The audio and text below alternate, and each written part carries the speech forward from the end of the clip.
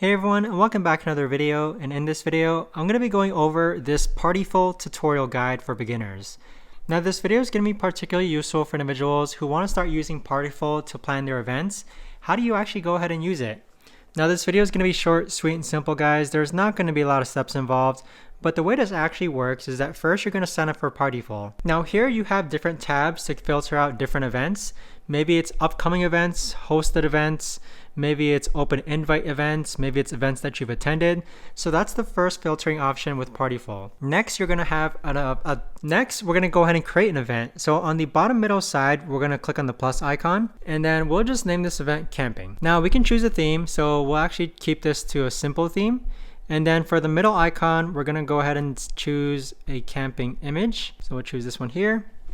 And then next, for setting the date, this is where you want to set the date to. So we'll actually set this to April 11th to April 13th. On the end date, April 13th. And then click on done. So now we've titled our event. We've set a cover image, and we've also set a date frame of when we want this to be. Next, we have the hosted by option. So right now it's set to me, but you could also add co-hosts as well.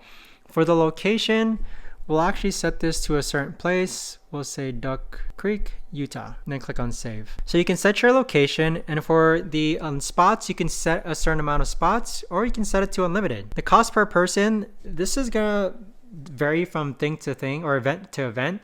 But you can decide if there's like a chip in. Let's say we need to reserve a court or you need to reserve a campsite. How much is that going to be? And then what's the cost per person going to be? So the required amount for chip in, you can also turn it off. You could also do pay what you can. So there's different ways to have people chip in as well.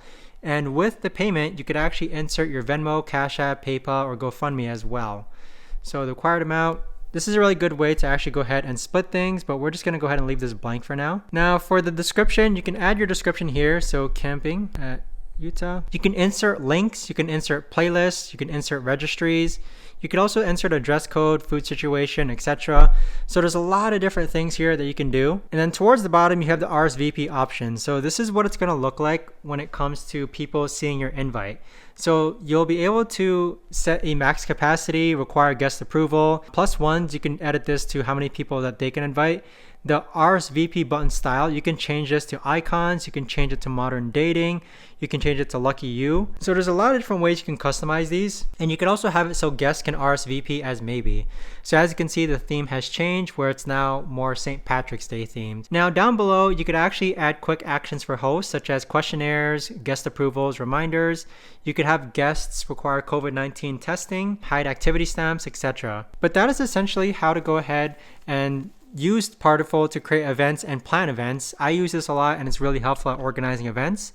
But if you guys know of a better or easier way to actually do this, let me know in the comments down below. I would love to know. Thanks so much for watching, everyone, and I'll see you guys all in the next video.